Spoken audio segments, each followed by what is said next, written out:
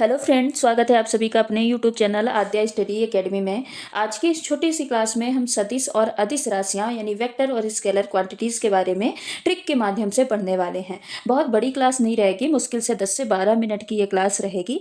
10 से 12 मिनट की क्लास में आप सदिश और अदिश राशियां पहचानना सीख जाएंगे, वो भी चुटकियों में, ट्रिक के माध्यम से। ये क्लास आपके सभी वनडे एग्जाम के लिए, चाहे आपकी रेलवे हो, एसएससी हो, व्यापम का कोई सा भी एग्जाम हो जहाँ पे साइंस पूछी जाती है, उसके लिए ये बहुत यूजफुल रहेगा। लगभग एक क्लास में 10 मिनट की क्लास में आप 2 नंबर यहाँ से आपका पक्का हो जाएगा। तो चलिए बिना देर किए अपनी क्लास को स्टार्ट करते हैं, सीखते हैं सदिश और अदिश राशियों के बारे में।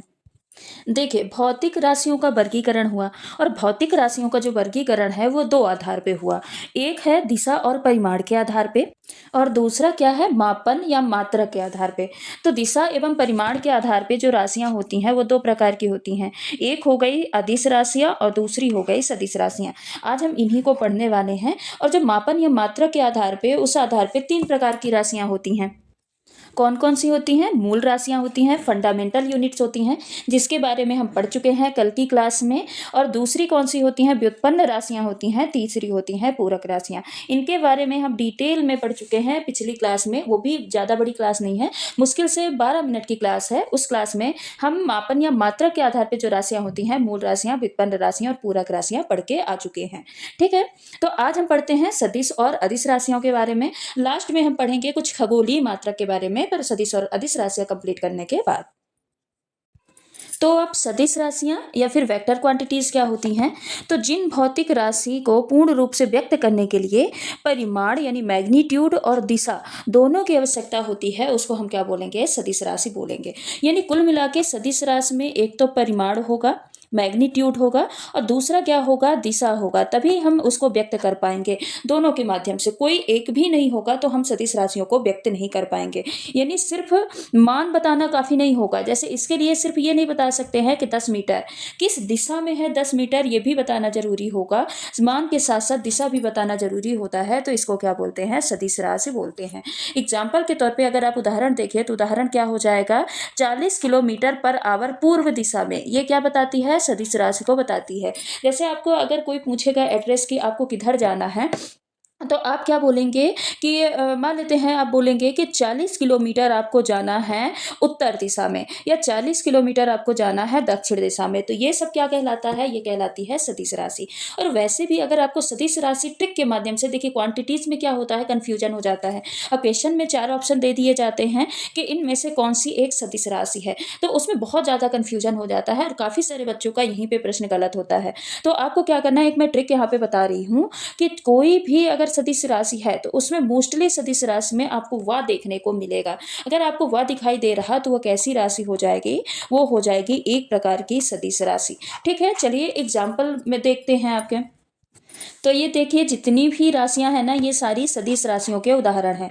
जैसे कि विस्थापन, विस्थापन में देखिए आपको वह देखने को मिला, ये क्या है? एक प्रकार की सदिश राशि है।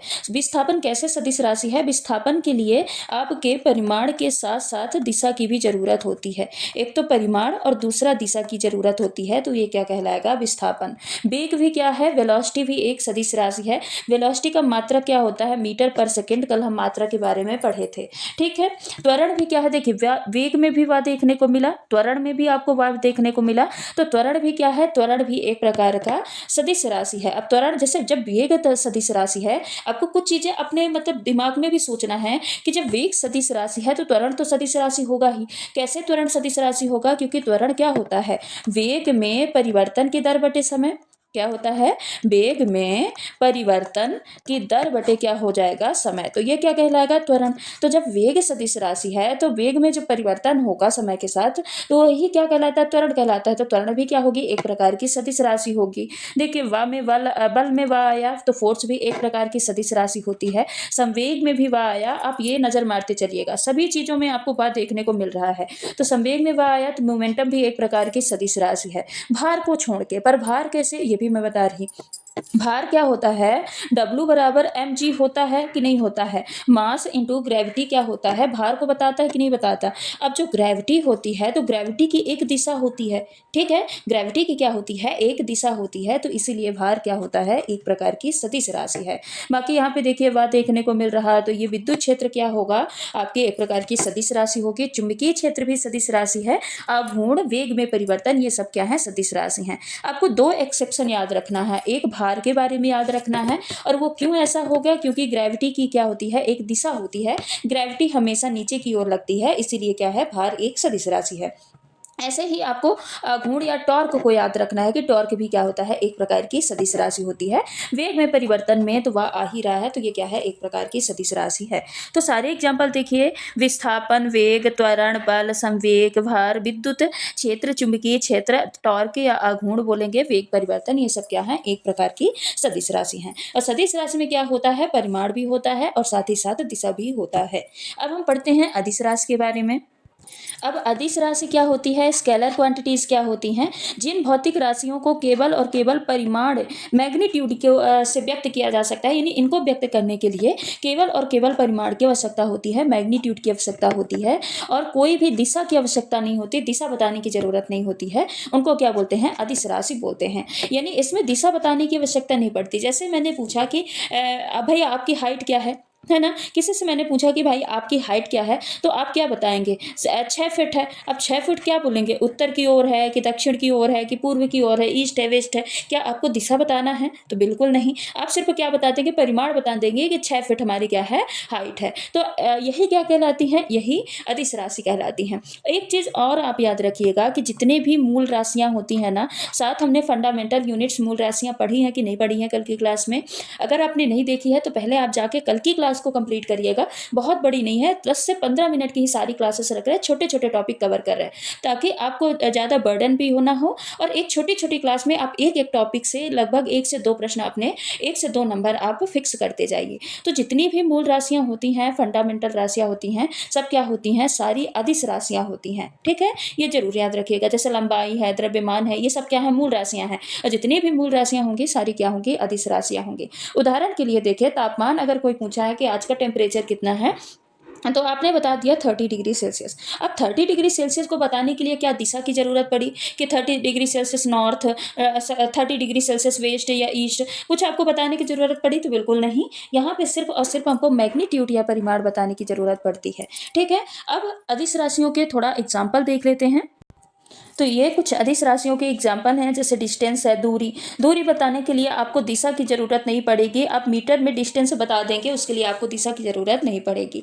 चाल है, ये भी एक प्रकार की अदिश राशि है। समय अदिश राशि है, द्रव्यमान अदिश राशि है, तापमान अदिश राशि है। ये क्योंकि तापमान और द्रव्यमान, ये समय क्या है, सब फंडामेंटल यूनिट्स है। कार्य क्या है, एक प्रकार की अदिश राशि है। कार्य के लिए हमको कार्य व्यक्त करने के लिए दिशा बताने की जरूरत नहीं होती है। एनर्जी, ऊर्जा भी क्या है, एक प्रकार की अदिश राशि है। शक्ति भी क्या है, अदिश राशि है। आयतन, क्या यहाँ पे हमको वात दिख रहा है, तो आयतन भी क्या होगी, एक प्रकार की अदिश राशि होगी। हाँ, एकाध अपवाद इसमें भी आपको देखने को मिलेगा, जैसे सदिश राशियों में देखने को मिला था। एक घनत्व है, घनत्व और दाब, इनमें हमको ये 3 चीज, घनत्व, दाब और विद्युत क्षेत्र, विद्युत आवेश, ठीक है, इसमें हमको वात देखने को मिलेगा, पर ये क्या होती हैं, अदिश राशियां होती हैं।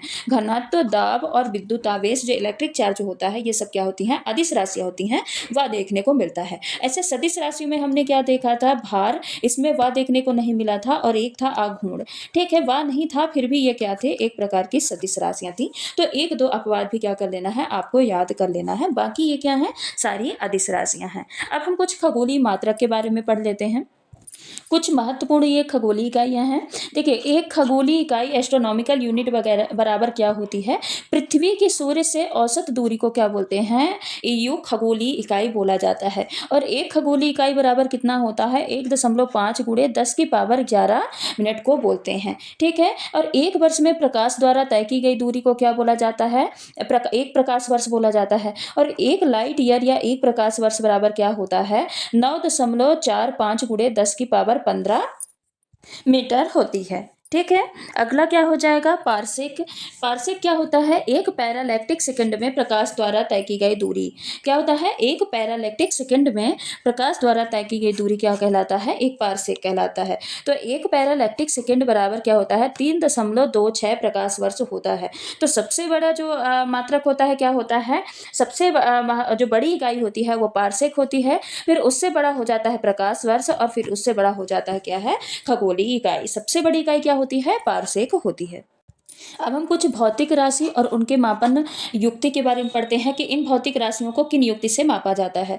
तो जैसे विद्युत धारा है, विद्युत धारा को किससे मापा जाता है, अमीटर से मापा जाता है। आर्द्रता को किससे मापा जाता है, हाइग्रोमीटर से मापा जाता है।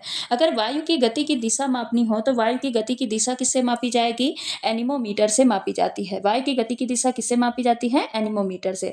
वायुमंडलीय दाब को किससे मापा जाता है, बैरोमीटर से मापा जाता है। और अगर तनाव मापना हो या तार पर तनाव मापना हो तो टेंशन मापने के लिए किसका उपयोग किया जाता है, टेस्कोमीटर का उपयोग किया जाता है। किसका उपयोग किया जाता है, टेस्कोमीटर का। प्रकाश की तीव्रता को मापने के लिए लक्स मीटर का उपयोग किया जाता है। ध्वनि की तीव्रता को मापने के लिए ऑडियोमीटर का उपयोग किया जाता है। और वहीं पे जो ऑडोमीटर है ये दूरी या चाल मापने के लिए उपयोग किया जाता है। तो ये कुछ महत्वपूर्ण भौतिक राशियां हैं और उनके मापन युक्ति हैं। एक बार फिर से आप देख लीजिए, विद्युत धारा को मापने के लिए अमीटर का उपयोग किया जाता है। आर्द्रता को मापने के लिए हाइग्रोमीटर का उपयोग किया जाता है। वायु की गति की दिशा मापने के लिए एनीमोमीटर का उपयोग किया जाता है। वायुमंडलीय दाब मापने के लिए बैरोमीटर का उपयोग किया जाता है। तनाव या तार पर तनाव मापने के लिए टेस्कोमीटर का उपयोग किया जाता है। प्रकाश की तीव्रता मापने के लिए लक्स मीटर का उपयोग किया जाता है। ध्वनि की तीव्रता मापने के लिए ऑडियोमीटर का उपयोग किया जाता है। और ऑडोमीटर ये दूरी या चाल मापने में उपयोग किया जाता है। तो आज की क्लास में हम यहीं तक पढ़ते हैं। आज हमने क्या क्या पढ़ा, आज हमने पढ़ा सदिश और अदिश राशियों के बारे में, वो भी ट्रिक के माध्यम से। अब हमको कोई भी क्वांटिटी पूछी जाएगी, चाहे वो सदिश पूछी जाए चाहे अदिश पूछी जाए, अगर हमको ऑप्शन में दिख जाता है तो हम फटाक से पहचान जाएंगे कि ये सदिश राशि है और ये अदिश राशि है। तो उनको हमने पहचानना सीखा। सदिश और अदिश राशियां होती क्या है उसके बारे में हमने सीखा। कुछ खगोलीय इकाइयों के बारे में हमने पढ़ा और भौतिक राशि और उनके मापन युक्ति के बारे में आज की क्लास में, इस छोटी सी क्लास में हमने पढ़ा है।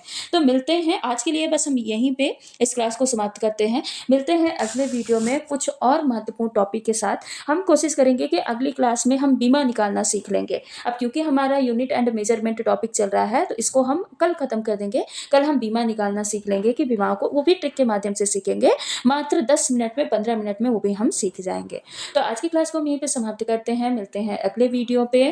तब तक के लिए अगर आप चैनल पे नए हैं तो सब्सक्राइब कर लीजिएगा, वीडियो को लाइक कर दीजिएगा और नई वीडियो का नोटिफिकेशन पाने के लिए बेल आइकन को जरूर प्रेस करिएगा। धन्यवाद।